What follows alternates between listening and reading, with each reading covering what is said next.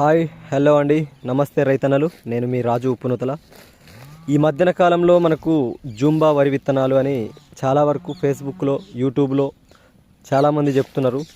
మనం కూడా ట్రై చేద్దామని మనని సీడ్స్ వారి జూంబా వరి విత్తనాలు యాసంగి 4 సంచుల వరకు అయితే తీసుకొచ్చుకున్నాను.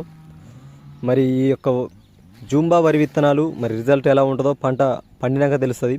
కాకపోతే మనం మండే కట్టుకునే ముందుగా ఈ యొక్క వరి విత్తనాలను ఎండలో ఎండబెట్టుకొని ఉదయం మనం నానబోసుకోవాలి. ఉదయం కానీ సాయంత్రం కానీ నానబోసుకోవాలి. ఒకరోజు ముందైతే మనం ఎండలో ఎండబోసుకోవడానికైతే ప్రతి ఒక్కరు ట్రై చేయండి. లేదు మేము ఎండబోసుకోము అని అనేవాళ్ళు మాత్రం యాసిడ్ యూజ్ చేస్తున్నారు. చాలా వరకు యాసిడ్ వాడేటోళ్ళు యాసిడ్ వాడతారు. అవసరం లేదనుకుంటే ఒకరోజు ముందుగా మనం ఎండలో ఎండబోసుకొని మంచిగా నానేసుకుంటే మంచిది. నేను కూడా మరి యూట్యూబ్లో చూసే ఈ యొక్క జూంబా విత్తనాలు అయితే తీసుకోవడం జరిగింది.